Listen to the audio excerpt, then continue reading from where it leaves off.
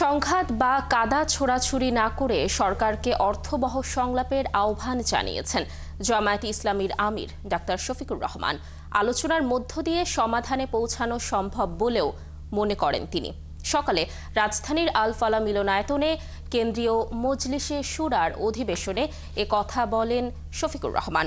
এ সময় তিনি দ্রুত সংস্কার করে নির্বাচনের রোডম্যাপ ঘোষণার দাবি জানান।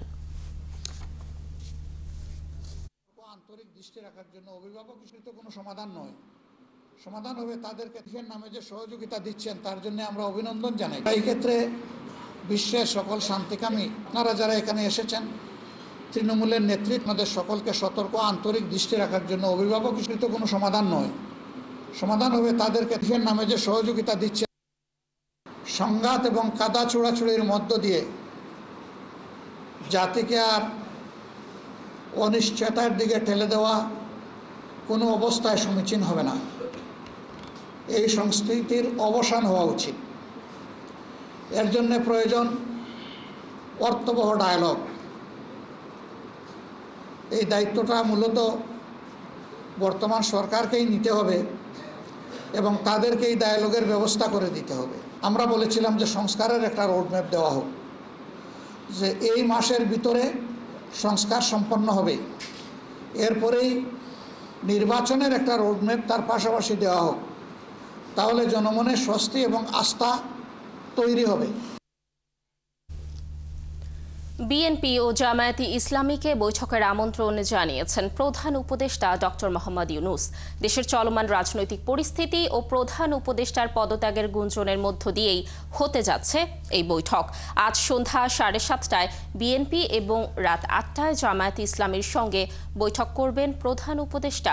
শুক্রবার দল দুটির পক্ষ থেকে পৃথকভাবে এ তথ্য নিশ্চিত করা হয়েছে। বৈঠকে নির্বাচন, বিচার ব্যবস্থা, প্রশাসনিক সংস্কার সহ চলমান রাজনৈতিক পরিস্থিতি নিয়ে আলোচনা হতে পারে। এছাড়া সম্প্রতি জুলাই গণঅভ্যুত্থানের পর রাজনৈতিক অঙ্গনের গুরুত্বপূর্ণ বিষয়গুলো নিয়েও আলোচনা হতে পারে।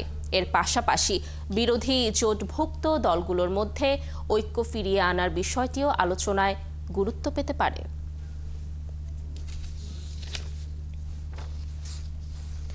বগুড়ায় তারুণ্যের রাজনৈতিক অধিকার প্রতিষ্ঠার সমাবেশ অনুষ্ঠিত হবে আজ। অংশ নেবেন রাজশাহী ও রংপুর বিভাগের নেতাকর্মীরা। বিকেল 3টায় শহরের সূত্রাপুর সেন্ট্রাল হাই স্কুল মাঠে তারুণ্যের সমাবেশ অনুষ্ঠিত হবে। সমাবেশে প্রধান অতিথি থাকবেন বিএনপির স্থায়ী কমিটির সদস্য নজরুল ইসলাম খান। এছাড়া বিশেষ অতিথি থাকবেন দলটির জ্যেষ্ঠ যুগ্ম মহাসচিব রুহুল কবির রিজভী আহমেদ। আয়োজকরা জানান, এই সমাবেশ শুধু একটি রাজনৈতিক কর্মসূচি নয়, এটি তারুণ্যের আকাঙ্ক্ষা ও প্রত্যয়ের এক ঐতিহাসিক মিলন মেলা। নানা মত, পথ, শ্রেণী, পেশা, চিন্তাধারার তরুণরা একত্র হবেন একটি ন্যায্য মানবিক বাংলাদেশ গড়ার প্রত্যয়ে।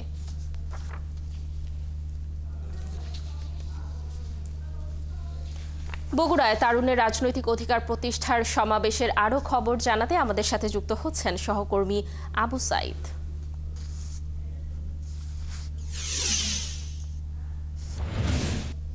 সাইদা, শেষ মুহূর্তের প্রস্তুতি কেমন দেখছেন? কতজন সমাবেশে যোগ দেবেন আর কোন কোন জেলা থেকে নেতাকর্মীরা আসবে, এখানে কি তথ্য রয়েছে জানাবেন আমাদের বিস্তারিত।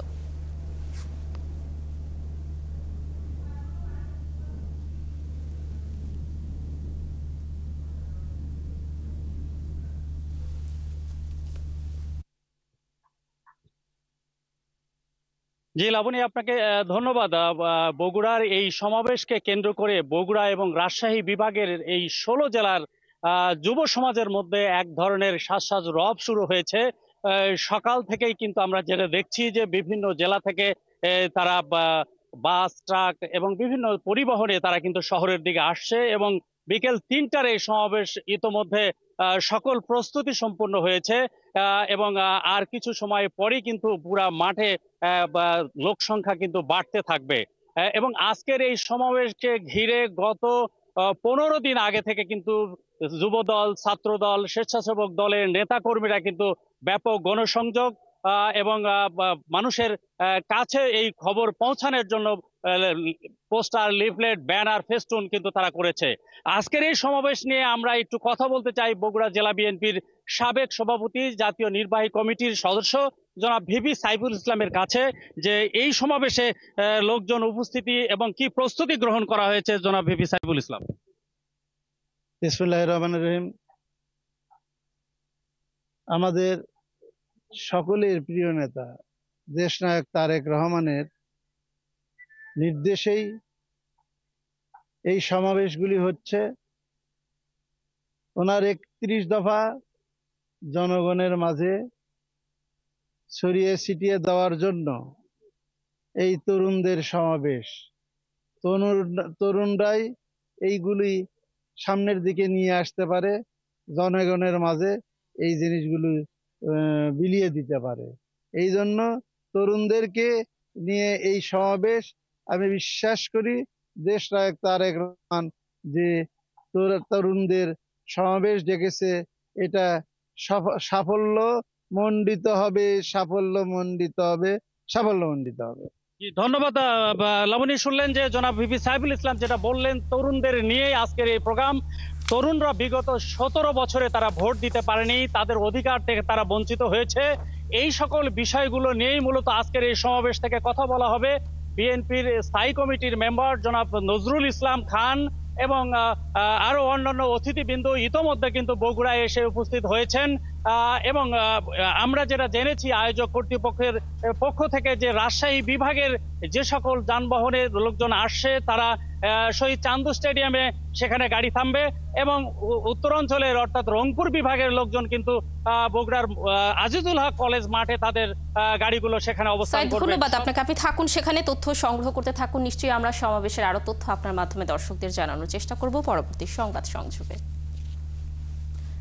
বিএনপির লাগাতার আন্দোলন ও নানামুখী চাপের কারণে প্রধান উপদেষ্টা ডক্টর মোহাম্মদ ইউনূস পদত্যাগ করতে চেয়েছেন বলে দাবি করেছেন জাতীয় নাগরিক পার্টির নেতারা। ঢাকা দক্ষিণের মেয়র হিসেবে ইশরাককে শপথ পড়ানোর দাবিতে বিএনপির আন্দোলন ও 2 ছাত্র উপদেষ্টার পদত্যাগের দাবিকে উদ্দেশ্য প্রণোদিত বলেও মনে করছেন তারা। এ পরিস্থিতিতে নির্বাচন সংস্কার ও জুলাই অভ্যুত্থানের চেতনা সহ নানা ইস্যুতে আলোচনার মাধ্যমে রাজনৈতিক দলগুলোর মধ্যে দূরত্ব কমিয়ে আনার আহ্বান দলের নেতাদের। রাশেদ আনিসের প্রতিবেদন। ছাত্র জনতার গণ অভ্যুত্থানের মুখে গেল 5 আগস্ট শেখ হাসিনা ভারতে পালিয়ে যাবার পর 8 আগস্ট অন্তর্বর্তী সরকার প্রধান হিসেবে ক্ষমতা গ্রহণ করেন নোবেল বিজয়ী ডক্টর মোহাম্মদ ইউনূস। অন্তর্বর্তী সরকার প্রধান হিসেবে দায়িত্ব গ্রহণের পরে সংবিধান ও নির্বাচন ব্যবস্থা সহ রাষ্ট্রের সাংবিধানিক নানা প্রতিষ্ঠান সংস্কারে আলাদা কমিশন গঠন করা সহ পতিত সরকারের মানবতা বিরোধী অপরাধের বিচারের উদ্যোগ নেয় সরকার। গুম ও বিডিআর বিদ্রোহের ঘটনা তদন্তে করা হয় আলাদা কমিশন।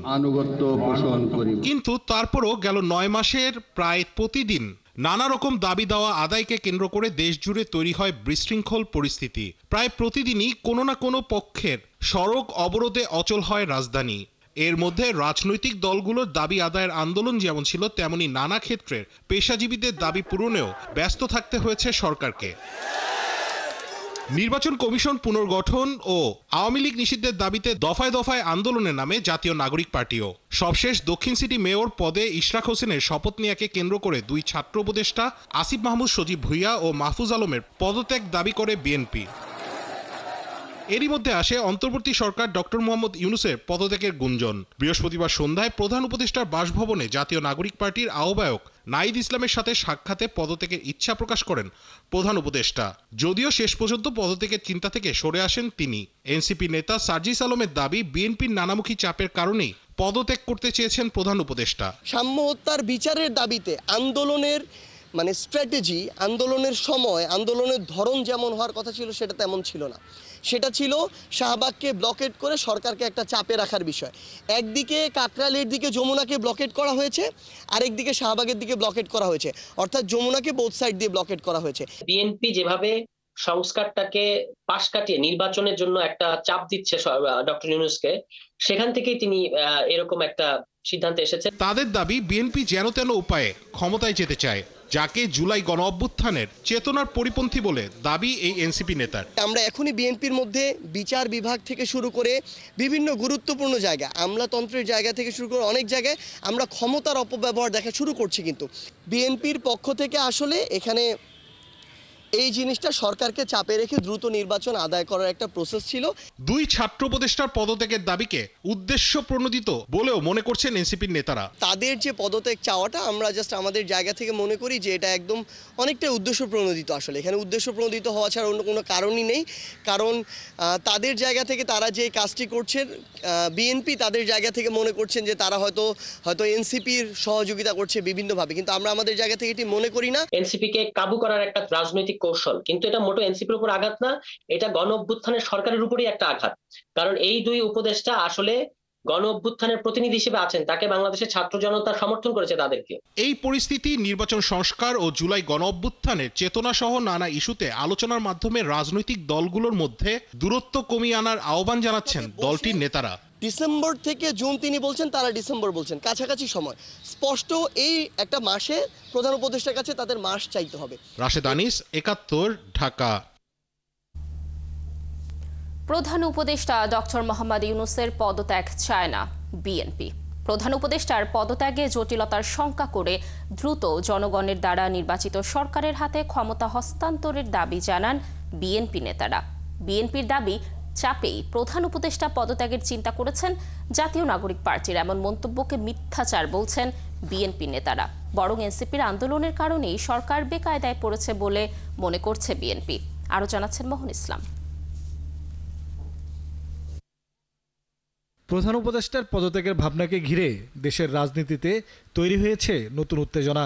এই উত্তেজনায় বিএনপি নেতারা বলছেন তারা কোনোভাবেই প্রধান উপদেষ্টার পদত্যাগ কামনা করছেন না। এমন কোনো দাবিও বিএনপি করেনি।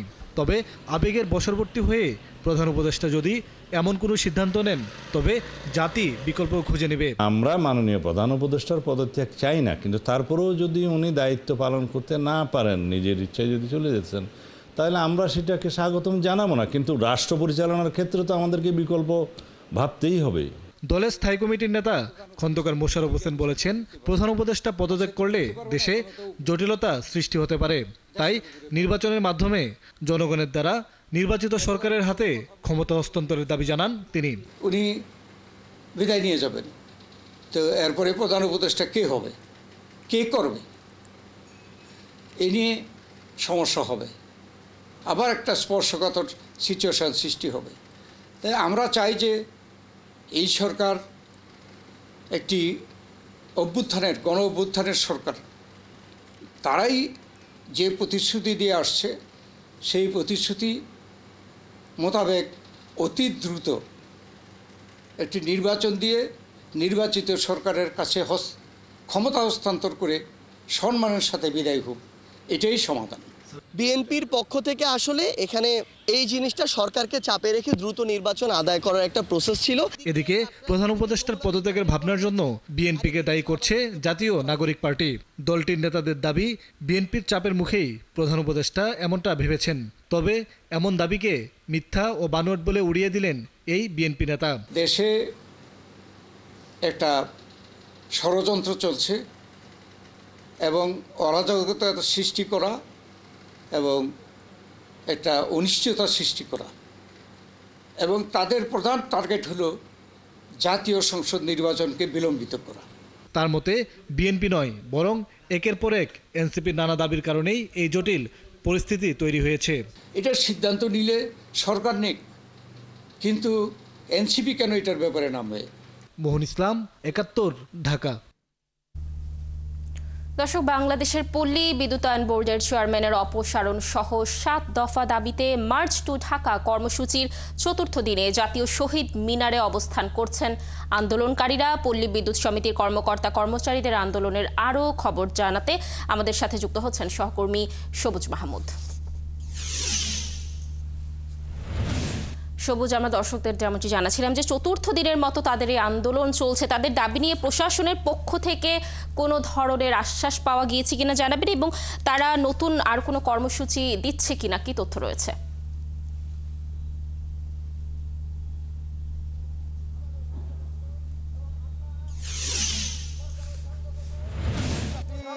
আপনাকে জানিয়ে রাখি যে বাংলাদেশ পল্লী বিদ্যুতায়ন বোর্ড কর্তৃক বাংলাদেশের ৮০টি পল্লী বিদ্যুৎ সমিতি পরিচালিত হয়। সেই ৮০টি পল্লী বিদ্যুৎ সমিতি এবং বাংলাদেশ পল্লী বিদ্যুতায়ন বোর্ডের মধ্যে যে সংকট রয়েছে সেই সংকটগুলোর মধ্যে অন্যতম সংকটগুলোকে প্রধান দাবি রেখে বাংলাদেশ পল্লী বিদ্যুতায়ন সমিতির কর্মকর্তা কর্মচারীরা এই ৭ দফা দাবি দিয়েছে, যার অন্যতম প্রধান দাবি হচ্ছে বর্তমানে আরইবির যে চেয়ারম্যান রয়েছেন সেই চেয়ারম্যানকে অপসারণ করতে হবে এবং বাংলাদেশ পল্লী বিদ্যুতায়ন বোর্ড এবং পল্লী বিদ্যুৎ সমিতিকে একীভূত করে একটি প্রজ্ঞাপন জারি করতে হবে। এবং তাদের আরেকটি দাবি হচ্ছে মিটার রিডার এবং লাইনম্যান সহ যে পশু শ্রমিকরা আছে সেই শ্রমিকদের চাকরি যেন নিয়মিত করা হয়। সেই নিয়মিত চাকরি করার পাশাপাশি যেসব আন্দোলনে অংশগ্রহণ করার অজুহাত দেখিয়ে এবং বিভিন্ন কারণে যেসব কর্মকর্তা কর্মচারীকে চাকরি থেকে প্রত্যাহার করে নেওয়া হয়েছে সেই চাকরি যেন পুনর্বহাল করা হয়, এইটি তাদের অন্যতম একটি দাবি। এবং তাদের দাবির মধ্যে অন্যতম আরেকটি দাবি হচ্ছে যাদের বিরুদ্ধে হয়রানিমূলক এবং মিথ্যা মামলা করা হয়েছে সেই মামলাগুলো যেন উইথড্র করে নেওয়া হয়। সেই দাবি নিয়ে তারা আজকে এখানে মার্চ টু ঢাকার চতুর্থ দিনের যে কর্মসূচি সেই কর্মসূচি তারা এখানে বাস্তবায়ন করছেন। তাদের আরও একটি দাবি হচ্ছে পল্লী বিদ্যুতায়ন বোর্ডের অধীনে যেসব পল্লী বিদ্যুৎ সমিতি পরিচালিত হয় সেই পল্লী বিদ্যুৎ সমিতিগুলোতে কর্মকর্তা কর্মচারীদের ঘাটতি রয়েছে, সেই ঘাটতিগুলো যেন পূরণ করা হয়। আরেকটি এবং সর্বশেষ ৭ নম্বর যে দাবিটি সেটি হচ্ছে সংস্কার বোর্ড গঠন করে অন্তর্বর্তী সরকারের সেই সংস্কার। শুভজিৎ, ধন্যবাদ আপনাকে আমাদের সাথে যুক্ত থাকার জন্য। আপনি থাকুন সেখানে, আমরা নিশ্চয়ই আন্দোলনের আরও তথ্য আপনার মাধ্যমে জানানোর চেষ্টা করব দর্শকদের। রাজধানী যাত্রাবাড়ি পার্কের পাশে ককটেল বিস্ফোরণের ঘটনা ঘটেছে। এ সময় জুয়েল নামের একজন নার্সারি কর্মচারী গুরুতর আহত হয়েছেন। শুক্রবার রাত 10টায় এ ঘটনার পরপরই আহত কয়েকজনকে ঢাকা মেডিকেল কলেজ হাসপাতালের জরুরি বিভাগে আনা হয়। এখানে একজনকে ভর্তি করা হয় এবং বাকিদের প্রাথমিক চিকিৎসা দিয়ে ছেড়ে দেওয়া হয়। প্রত্যক্ষদর্শীরা জানান, যাত্রাবাড়ি পার্কের পাশে বৃক্ষমেলা আয়োজন চলছিল। শুক্রবার আনুমানিক রাত 10টার দিকে সেখানে হঠাৎ ককটেল বিস্ফোরণ ঘটে। এ সময় জুয়েল সহ আরও বেশ কয়েকজন আহত হন।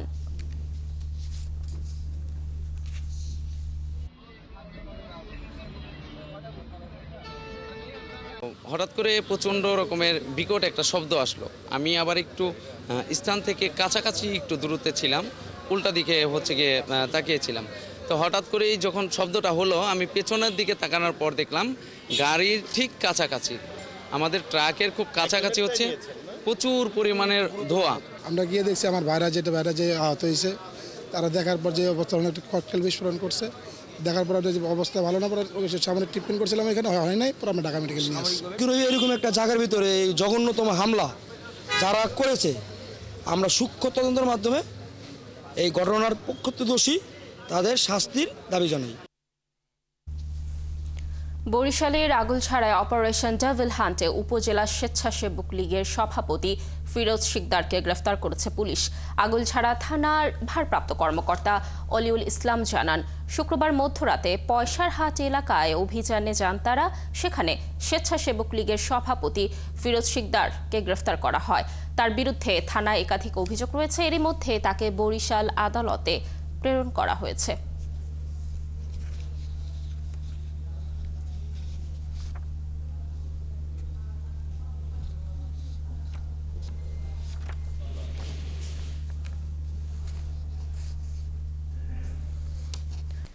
সংস্কার অধ্যাদেশ বাতিল সহ এনবিআর চেয়ারম্যানের অপসারণের দাবিতে আজও কর্মবিরতি চলছে এনবিআরে। দর্শক, সেখানে রয়েছেন সহকর্মী রুহুল আমিন, আরও খবর নিয়ে তিনি যুক্ত হচ্ছেন আমাদের সাথে। রুহুল, আন্দোলনের কি তথ্য রয়েছে আপনার কাছে, আর আজকে কেমন পরিস্থিতি দেখছেন সেখানে, কি বলছেন এনবিআরের কর্মকর্তা কর্মচারীরা?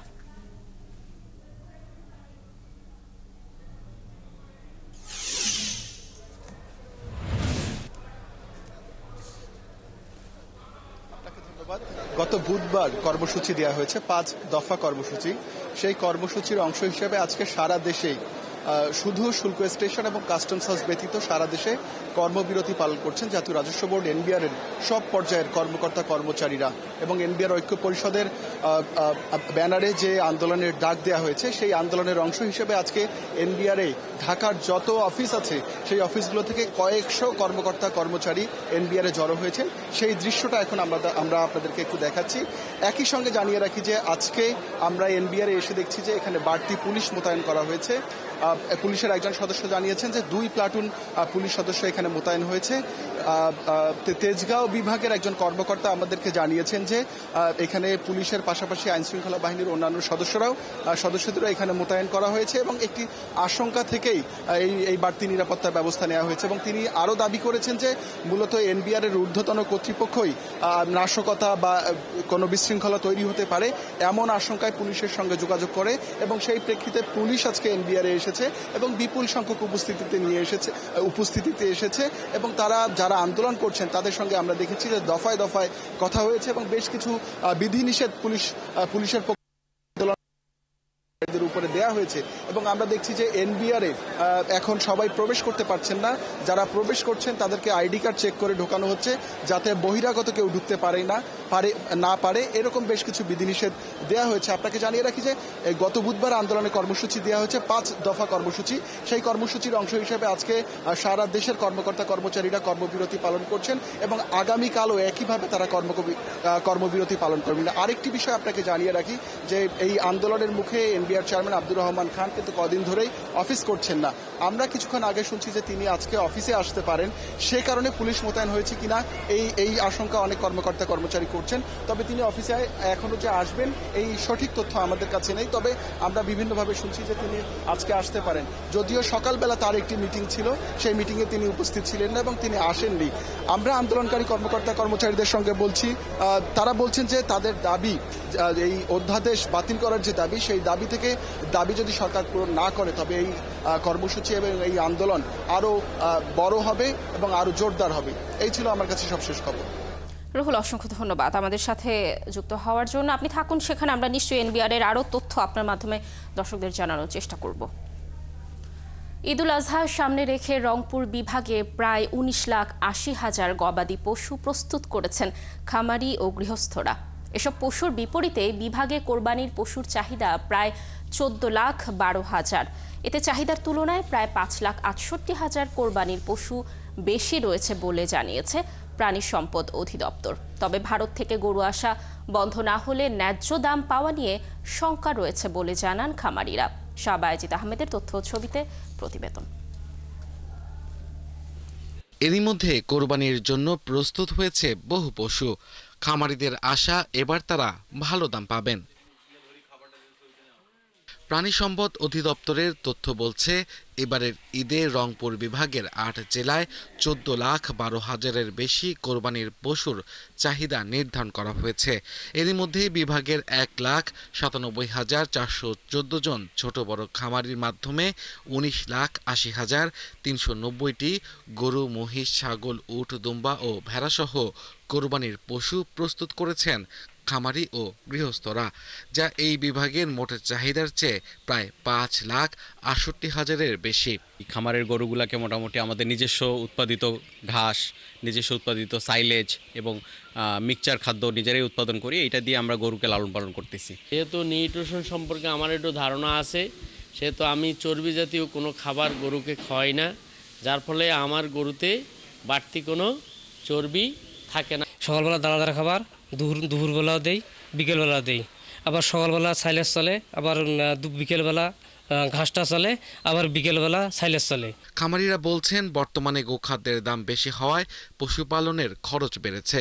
এই অবস্থায় বর্ডার দিয়ে গরু চোরাচালান বন্ধে কঠোর ব্যবস্থা নিতে হবে, না হলে ক্ষতিগ্রস্ত হবে দেশের খামারিরা। এই সম্পদকে যদি রক্ষা করতে হয় তাহলে অবশ্যই বাইরের গরু ঢোকা বন্ধ করতে হবে। আর পাশাপাশি এখানে আমরা কিন্তু দেখতেছি যে খামার প্রতিপালনের জন্য যে খাদ্যের প্রয়োজন, সে খাদ্যের মূল্য কিন্তু উত্তরোত্তর দাম বাড়তেছে। কাস্টমার থেকে শুরু করে যারা আমাদের এখানে আসতেছে তাদেরকে সুন্দরভাবে একটা সার্ভিস যেন দিতে পারি, সেই চেষ্টাই আমরা করতেছি। গোসল দেওয়ার পর তাহলে গরুটা যাতে সৌন্দর্য থাকে, কোনো রোগ ব্যাধি না হয়, পয় পরিষ্কারটা আমরা বেশি রাখি, তার কারণে আমার গরুগুলো খুব সৌন্দর্য। প্রাণী সম্পদ অধিদপ্তর বলছে, ক্রেতাদের সুবিধার জন্য বিভাগের 8 জেলায় স্থায়ী ও অস্থায়ী মিলে মোট 295টি হাটে কোরবানির পশু কেনাবেচার ব্যবস্থা করা হবে। এসব হাটে সব ধরনের নিরাপত্তা ব্যবস্থা থাকবে। দেশের বাউন্ডারি অর্থাৎ ইন্ডিয়া থেকে যেন কোনো প্রকার গবাদি পশু বাংলাদেশ ঢুকতে না পারে, এই জন্য বিজিবি তাদের রিপ্রেজেন্টেটিভ উপস্থিত ছিল, তারা সার্বক্ষণিকভাবে সতর্ক আছে। সুতরাং নিঃসন্দেহে আমার খামারিরা গরু লালন পালন করলে কোরবানিতে উচ্চ দাম বিক্রি করতে পারবেন। এদিকে কোরবানির পশুর হাটগুলোতে দালালদের দৌরাত্ম্য দমন ও চুরি ছিনতাই ঠেকাতে নিয়মিত তদারকি সহ কঠোর পদক্ষেপ নেওয়া হয়েছে বলে জানান আইন শৃঙ্খলা রক্ষাকারী বাহিনী। আব্দুল আল মামুন, ৭১। ঈদযাত্রায় ট্রেনের আগাম টিকিট বিক্রির চতুর্থ দিন চলছে। আজ বিক্রি হচ্ছে 3 জুনের টিকিট। এবারও শতভাগ টিকিট বিক্রি হচ্ছে অনলাইনে। সকাল 8টা থেকে শুরু হয়েছে পশ্চিমাঞ্চলের ট্রেনের টিকিট বিক্রি, আর পূর্বাঞ্চলের পাওয়া যাবে দুপুর 2টা থেকে। পর্যায়ক্রমে 27 মে পর্যন্ত অনলাইনে ঈদের আগাম টিকিট পাওয়া যাবে। ঈদের পরে ফিরতি যাত্রার টিকিট বিক্রি শুরু হবে 30 মে। ওই দিন 9 জুনের অগ্রিম টিকিট পাওয়া যাবে। এবার 43টি আন্তনগর ও 10টি স্পেশাল ট্রেন চলবে। এদিকে দূরপাল্লা বাসের আগাম টিকিট বিক্রিও চলছে। তবে টার্মিনালগুলোতে খুব একটা চাপ নেই, বেশিরভাগই অনলাইনে বিক্রি হচ্ছে। কোনো অতিরিক্ত ভাড়া নেওয়া হচ্ছে না বলে দাবি করেছেন কাউন্টারের কর্মীরা।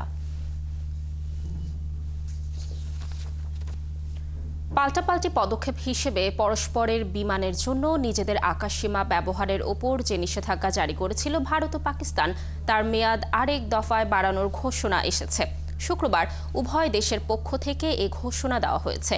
পাকিস্তানের বিমানবন্দর কর্তৃপক্ষ বলছে, আকাশসীমা ব্যবহারের ওপর আরোপিত এ নিষেধাজ্ঞা ভারতের নিবন্ধিত, পরিচালিত, মালিকানাধীন অথবা ভাড়া দেওয়া সব ধরনের বিমানের জন্য প্রযোজ্য হবে। ভারতীয় সামরিক বিমানের ওপরও এ নিষেধাজ্ঞা কার্যকর থাকবে। আগামী 24 জুন পাকিস্তানের স্থানীয় সময় ভোর পর্যন্ত এ নিষেধাজ্ঞা বলবৎ থাকবে। এ সময় পাকিস্তানের আকাশসীমায় ভারতীয় কোনো বিমান প্রবেশ করতে পারবে না। এদিকে পাকিস্তানের এমন ঘোষণার পর ভারতের বেসামরিক বিমান চলাচল কর্তৃপক্ষ এক বিবৃতিতে বলেছে, সামরিক বিমান সহ পাকিস্তানের নিবন্ধিত, পরিচালিত, মালিকানাধীন অথবা ভাড়া দেওয়া সব ধরনের বিমান 23 জুন পর্যন্ত ভারতের আকাশসীমায় নিষিদ্ধ থাকবে।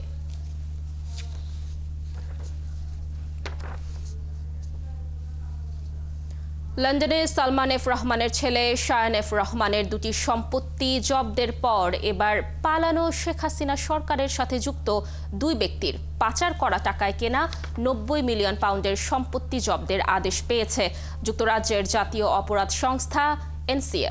শুক্রবার এমন তথ্য দিয়ে ব্রিটেনের গণমাধ্যম দ্য গার্ডিয়ান একটি প্রতিবেদন প্রকাশ করেছে। আইন বিশেষজ্ঞরা বলছেন, এনসিএর তদন্তে সম্পত্তিগুলো অবৈধ টাকায় কেনা হয়েছে এমন প্রমাণ পাওয়া গেলে ব্রিটেনের প্রচলিত আইনে বড় ধরনের জেল জরিমানা হতে পারে এর সঙ্গে জড়িতদের। যুক্তরাজ্য থেকে আরও জানাচ্ছেন আরিফ মাহফুজ। পতিত শেখ হাসিনা সরকারের সাথে যুক্ত ব্যক্তিদের পাচারকৃত অর্থে কেনা 90 মিলিয়ন পাউন্ডের সম্পত্তি জব্দের আদেশ পেয়েছে যুক্তরাজ্যের অপরাধ সংস্থা এনসিএ। শুক্রবার এমন তথ্য দিয়ে ব্রিটিশ প্রভাবশালী গণমাধ্যম দ্য গার্ডিয়ান একটি প্রতিবেদন প্রকাশ করেছে। ইতিমধ্যে সালমান এফ রহমানের ছেলে শায়ান এফ রহমানের মালিকানায় 2টি সম্পত্তি জব্দ করেছে যুক্তরাজ্যের ন্যাশনাল ক্রাইম এজেন্সি। লন্ডনের বিলাসবহুল এলাকায় সম্পত্তি 2টির মধ্যে একটি ওয়েস্ট লন্ডনের গ্রসভেনর স্কয়ার, অপরটি নর্থ লন্ডনের গ্র্যাসাম গার্ডেনে অবস্থিত। সম্পত্তি 2টি বিক্রি কিংবা হস্তান্তরে নিষেধাজ্ঞা জারি করে তদন্তে নেমেছে এনসিএ। সম্পত্তিগুলো অবৈধ অর্থে ক্রয় করা হয়েছে এমন প্রমাণ পাওয়া গেলে ব্রিটেনের প্রচলিত আইনে বড় ধরনের জেল জরিমানা হতে পারে শায়ান এফ রহমানের। প্রপার্টি দুটো অর্জন করলো, এগুলোর জন্য যে টাকা পে করা হয়েছে ওটা যদি অবৈধ পথে যদি অর্জন করা হয়ে থাকে তাহলে পানিশমেন্ট হিসেবে জেল জরিমানা 2টি হতে পারে, সাসপেন্ড করতে পারে নাগরিকত্ব। শায়ান এফ রহমানের সম্পত্তি জব্দে ব্রিটিশ সরকারের পদক্ষেপ বাংলাদেশের অর্থ পাচারকারীদের জন্য একটি নতুন বার্তা বলে দাবি করছেন প্রবাসী বিশেষজ্ঞরা। ন্যাশনাল ক্রাইম এজেন্সি বাংলাদেশের কোনো কোনো লোকের স্পেশালি প্রপার্টি জব্দ করে, এইটা প্রথম উদাহরণ। এর মানে হচ্ছে একটা সতর্কতা আমাদেরকে দেওয়া হচ্ছে। প্রবাসীরা বলছেন যুক্তরাজ্যে কেনা প্রায় 400 মিলিয়ন পাউন্ডের সম্পত্তি উদ্ধার করে বাংলাদেশের পাশে দাঁড়াবে ব্রিটিশ সরকার। আমি মনে করি শুধু সালমান এফ রহমানের ছেলে নয়, সকলের টাকা এবং সম্পত্তি জব্দ করা হোক। আমার মনে হয় তার একটা সামান্যতম উদাহরণ আমরা এই সালমান এফ রহমানের ছেলে শায়ন রহমানের এই ঘটনা থেকে আমরা উপলব্ধি করছি। আমরা আহ্বান করব ব্রিটিশ সরকার যাতে বাংলাদেশকে সহযোগিতা করে এই পাচারকৃত অর্থ আমাদের দেশে ট্যাক্স পেয়ারের টাকা যাতে সরকার ফেরত দিতে পারে। যদি ব্রিটিশ আইনে প্রমাণিত হয় শায়ান এফ রহমান এই সম্পদগুলো ক্রয় করেছেন বাংলাদেশ থেকে পাচারকৃত অর্থ এনে, তাহলে তার হতে পারে বড় ধরনের জেলদণ্ড কিংবা জরিমানা। কমিউনিটির মানুষ বলছেন ব্রিটিশ ক্রাইম এজেন্সির এমন পদক্ষেপ একটি যুগ উপযোগী পদক্ষেপ। আরিফ মাহফুজ, ৭১, লন্ডন।